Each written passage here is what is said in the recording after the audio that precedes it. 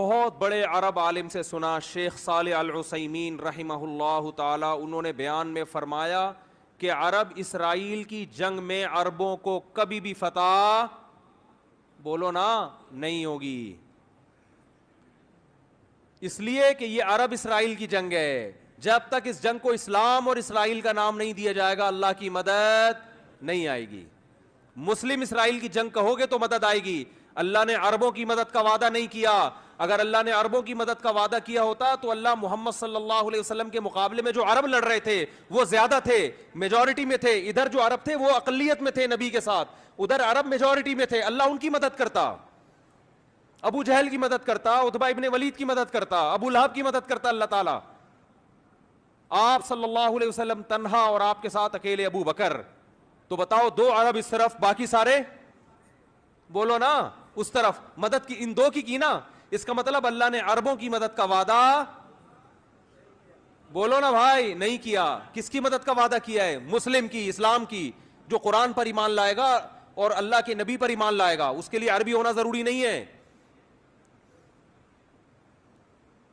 تو اسلام کی جو دعوت ہے وہ کسی قوم کے ساتھ خاص نہیں ہے. مجھے وہ حدیث بڑی پیاری لگتی ہے. حضرت سلمان فارسی رضی اللہ تعالی عنہ، جو فارس کے تھے، پرشین تھے، فارسی بولتے تھے، جب ایران پر مسلمانوں نے حملہ کیا ہے، حضرت عثمان کا دور تھا غالباً، حملہ کہاں ہو رہا ہے؟ ایران پر. اور حملہ کرنے والے بڑے بڑے صحابہ، بڑے عشرہ مبشرہ میں بھی اکثریت اس جنگ میں موجود. کمانڈ کرنے والے سلمان فارسی. نہیں آ رہی بات؟ حملہ کس پہ کر رہے ہیں؟ اپنے ملک پہ. کس پر؟ ایران پر. صحابہ نے آپ سے اجازت مانگی کہ آپ ہمیں اجازت دیں ہم اٹیک کریں. آپ نے فرمایا نہیں، میں نے رسول اللہ صلی اللہ علیہ وسلم سے یہ فرماتے ہوئے سنا ہے کہ جب تک اسلام کی دعوت نہ دے دو اس وقت تک حملہ کرنے کی اجازت نہیں ہے. تو حضرت سلمان فارسی اپنی قوم پر حملہ کس کے خلاف ہو رہا ہے؟ بولو نا یار، کیا ہو گیا بھائی؟ بولنے میں کوئی پابند نہیں ہے تو میں بھی تو چیخ رہا ہوں نا، تھوڑا سا آپ چیخ لیں. اپنی قوم کے خلاف لڑائی. تو لڑائی سے پہلے اپنی قوم کے پاس دعوت لے کر گئے. دعوت کا انداز دیکھیں. جب بھی اسلام کی دعوت دی جاتی ہے تو انداز یہ ہوتا ہے بھائی ہم سب تم کو ایک خدا کی طرف دعوت دیتے ہیں، آؤ اسلام پہ تحقیق کرو، یہ دین برحق ہے. یہ تھا نا؟ نا نا نا نا نا، یہ انداز نہیں. اس وقت جو اسلام کی سب سے بڑی خوبی تھی نا اس کو ہائی لائٹ کیا کہ اس کے بعد بھی اگر اسلام سمجھ میں نہیں آ رہا تو پھر تمہاری سمجھ میں نہیں آئے گا. وہ خوبی یہ ہے کہ یا اہل فارس، اے اہل فارس، انا رجل منکم، میں تمہاری قوم کا آدمی ہوں. تمہیں پتہ ہے کہ عربوں میں عصبیت کوٹ کوٹ کے بھری ہوئی ہے. عرب کے علاوہ کسی کو برداشت نہیں، اپنے جیسا کسی کو نہیں سمجھتے. مجھے عرب نے نہ صرف یہ کہ عزت دی ہے اپنے جیسا، بلکہ اپنے سے برتر مجھے کمانڈر بنا دیا. عرب کی قیادت کس کے ہاتھ میں ہے؟ کمانڈر کون ہے؟ میں ہوں. یا اہل فارس، اے اہل فارس، انا رجل منکم، تمہاری قوم کا آدمی ہوں. ترون العرب یطیعوننی، چھوٹی موٹی قوم میری فرما برداری نہیں کر رہی. عرب کو دیکھ رہے ہو کہ تم میری کمانڈ کے تحت لڑ رہے ہیں. کیا انداز، خاندانی انداز تھا یا نہیں دعوت کا؟ آج اگر یہ چیز عربوں میں پیدا ہو جائے تو دنیا کا نقشہ بدل جائے گا. عرب کی عراق پر جب حملہ ہوا تو بعض عربوں نے نعرہ لگایا کہ کسی دوسرے عرب ملک پر ہم حملہ برداشت نہیں کریں گے. کاش وہ یہ کہہ دیتے کہ کسی دوسرے اسلامی ملک پر ہم حملہ برداشت، بولو نا، لیکن نہیں نکلتا منہ سے. عرب تو بھئی عربوں کی تو مدد کہیں بھی نہیں قرآن میں لکھی ہوئی کہ اللہ کہتے ہیں میں عربوں سے محبت کرتا ہوں. ایک آیت بھی ہمیں ایسی نہیں ملی. یہ جو حدیث ہے کہ عربوں سے محبت کرو اس لیے کہ قرآن عربی، حدیث من گھڑت ہے. ٹھیک ہے، ہم پھر بھی فضیلت کے قائل ہیں کہ اسلام آپ میں پہلے آیا، آپ نے دنیا کی قیادت کی، اس بیس پر ہم عزت دیں گے آپ کو. لیکن اللہ کی طرف سے مدد اس بیس پہ نہیں آئے گی. جب بنو عباس کی خلافت کا، اسلام میں 2 خلافتیں عربوں کی آئی ہیں اور تیسری خلافت اجمیوں کی. بنو امیہ کی خلافت ختم، پھر بنو عباس کی خلافت جب ختم ہوئی تھی اسلام تباہ ہونے والا تھا، لیکن ترک کھڑے ہوئے اور اللہ نے ان کے ذریعے اسلام کو دوبارہ زندہ کیا.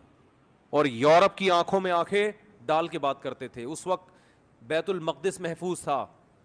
ترک خلیفہ سے اسرائیل نے بیت المقدس کی تھوڑی سی زمین مانگی تھی. ترک خلیفہ نے کہا تھا کہ مٹی لے جانے کی بھی اجازت نہیں، زمین تو دور کی بات، یہاں سے مٹی شاپر میں ڈال کے لے جانے کی بھی اجازت نہیں. اس وقت ہم اس قابل تھے کہ آنکھوں میں آنکھیں ڈال کے بات کرتے، اس لیے کہ اس وقت یہ جنگ عرب اسرائیل نہیں تھی بلکہ مسلم اور، بولو نا بھائی، اسرائیل. لوگ کہتے ہیں عرب جو ہے نا اسرائیل کو تسلیم کر رہے ہیں، تو بھائی کرنے دو. عربیت کی بیس پہ کر رہے ہیں، اسلام کی بیس پہ نہیں ہوگا. پاکستان اسلام کے نام پہ بنا ہے، عربیت کے نام پہ نہیں بنا، اس لیے پاکستان ابھی تک اسرائیل کو تسلیم نہیں کر رہا ہے اور انشاءاللہ نہیں کرے گا. اور اگر حکمران کرنے کی کوشش کریں گے تو ہم کرنے نہیں دیں گے انشاءاللہ. بیس اسلام ہے. آج کل میں کچھ ایتھیسٹ کی تقریریں سن رہا ہوں، بڑے نالائق ہیں، بڑے ہوشیار ہیں، باتوں کو بڑا گھماتے ہیں. اچھا انہوں نے پھر بتایا کہ اسی وجہ سے یہاں پر جو سنگل مدر والی خواتین ہیں نا، سنگل مدر، ایسی مائیں سنگل، وہ کیا کہتے ہیں اس کو، سنگل مدر تو سنگل ہی ہوتی ہے، ایک بڑا مشہور لفظ انگلش میں استعمال ہوتا ہے، سنگل پیرنٹ، یعنی اس کا فادر مارکیٹ سے کیا ہے، ہمیشہ کے لیے شارٹ ہو گیا. تو وہ ڈپریشن میں چلی جاتی ہیں ایسی، اور لاکھوں کروڑوں لڑکیاں اس طرح سے ڈپریشن میں گئی ہوئی ہیں. پھر ان کے لیے ادارے بنے ہوئے ہیں جو ان کو تسلیاں دیتے ہیں. یہ ہے آزادی، عورت کی آزادی، کماؤ، جاب کرو، مرد کے سہارے پہ مت جیو. ہمارے ہاں ذرا سروے کر کے دیکھو مردوں کا حال کیا ہے. لطیفے کس پہ بنتے ہیں شادی کے بعد؟ آدمیوں پہ بنتے ہیں. ٹھیک ہے کچھ گھروں میں ناانصافیاں بھی ہوتی ہیں، ظلم بھی ہوتا ہے، مانتا ہوں، میجورٹی ایسی نہیں ہے. ایسی ہوتی تو یہ تمیز سے تھوڑی یہاں بیٹھے ہوئے ہوتے ٹوپیاں سر پہ لگا کے جمعے کی نماز. سب کے پیرنٹس جتنے یہاں لوگ بیٹھے ہیں، بتاؤ آپ سب کے باپوں نے آپ کی ماؤں کے ساتھ اچھا سلوک کیا، وفاداری کی کہ نہیں کی؟ اس پورے مجمع میں ایک آدھ شاید ایسا ہوگا جو یہ کہے گا میرے ابا نے میری اماں کے ساتھ اچھا نہیں کیا. 99.9% ایسے ہوں گے جو کہیں گے بھائی ہمارے ابا نے اماں کو گھر بھی لے کے دیا، ہمیں بھی اسکول میں پڑھایا، اور اب بھی ہماری اماں عزت احترام کے ساتھ گھر میں بیٹھی ہوئی ہیں. 99.9%. تو میں ایک ایتھیسٹ کی تقریر سن رہا تھا ایک ہفتہ پہلے یوٹیوب پہ. نام اس لیے نہیں بتاؤں گا کہ مشہور ہو جائے گا، کیونکہ ہم نے بہت سے نالائقوں کو بہت نام لے کے نا بہت مشہور کر دیا ہے. اور وہ بھی میرا نام نہیں لیتا، حالانکہ اس کو پتا ہے کہ میں ایتھیزم کے خلاف بہت بولتا ہوں. وہ کیوں میرا نام نہیں لے رہا؟ اس کو پتا ہے مفتی صاحب جواب کیا دے رہے ہیں میرے خلاف، خاندانی. وہ نام بھی ایسے لوگوں کے لیتا ہے جن کو سن کے لوگ اور اسلام سے دور ہو جاتے ہیں. ان کا نام لے کے کہتا ہے انہوں نے جو اسلام کی دلیل دی ہے نا یہ غلط دلیل دی ہے، تاکہ لوگ ان کو سنیں اور ویسے ہی کنفیوژن کا شکار ہو جائیں. کچھ ایسے اسلامک اسکالر ہیں تو نہیں اسلامی لیکن مشہور ہیں کہ اسلامک اسکالر ہیں. تو اس نے ایک خاتون کو بٹھایا ہوا،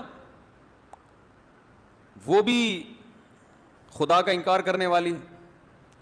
وہ کہہ رہی ہیں اسلام نے کیسی سختی کی ہے عورتوں کے اوپر، ایسی سختی کی ہے کہ مرد زبان سے 3 لفظ نکالتا ہے اور بیچاری عورت کا بیڑا غرق ہو جاتا. 3 دفعہ طلاق نکالتا ہے اور عورت کا بیڑا کیا ہو جاتا ہے؟ غرق.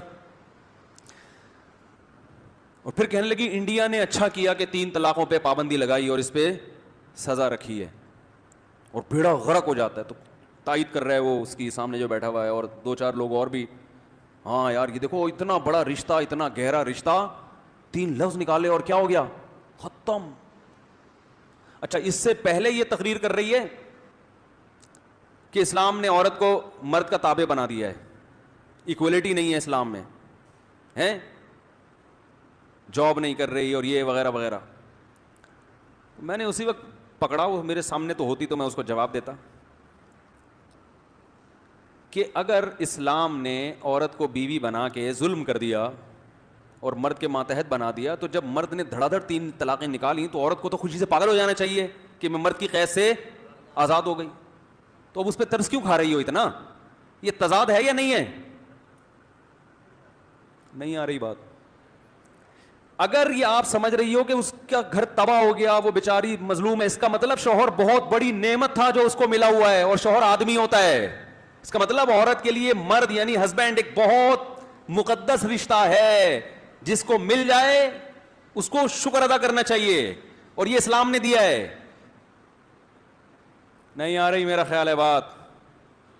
کھوپڑی نہیں ہے ان لوگوں کے پاس, باتوں کو کیا کر رہے ہیں, اپنے ہی باتوں میں تضاد. وہ جیسے میں نے بتایا نا, ویمن رائٹس والی خاتون ایک ٹی وی پہ میرے سامنے بیٹھی ہوئی تھی کیمرے میں, تو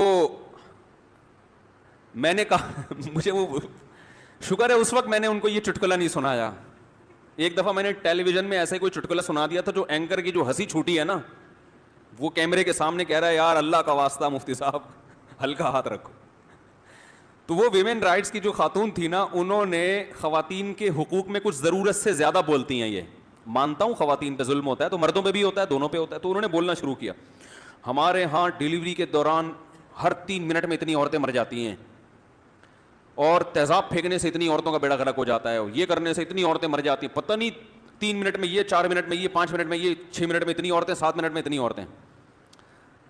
تو مجھے خیال ہوا, میں نے کہا کہ یار میں گھر فون کرتا ہوں, گھر والے خیریت سے ہیں کہ اتنی 2-3 منٹ میں اتنی انہوں نے مار دی ہیں, تو پتہ نہیں میرے گھر میں کوئی زندہ بچا بھی ہے کہ نہیں بچا ہے.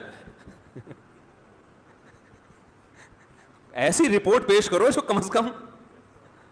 اور پھر میں نے کہا اتنی ڈیلیوری ہو نہیں رہی ہے جتنی ڈیلیوری سے عورتیں مار رہی ہیں. یہ ڈیلیوری آج کل خواتین کے بچے کہاں پیدا ہو رہے ہیں, 2 کے بعد تو بریک ختم, 2 بہت 3 ہو گئے. بچوں کا ریشو اتنا کم, اتنے پیدا نہیں ہو رہے جتنے انہوں نے بچوں کی نسبت پیدا کرنے والی ماؤں کو مارا ہے اسپیڈ کے ساتھ. تو میں کہنے والا تھا محترمہ مر رہی ہیں, لیکن آپ کی اسپیڈ کچھ ضرورت سے زیادہ تیز ہے, تھوڑی اسپیڈ کم کر لیں. چاہیے نا, ہائی وے پہ لکھا ہوتا ہے نا کہ 120 سے اوپر الاؤ نہیں ہے, تو آپ 220 پہ پہنچ گئی ہیں, اس کو تھوڑا سا کیا کریں.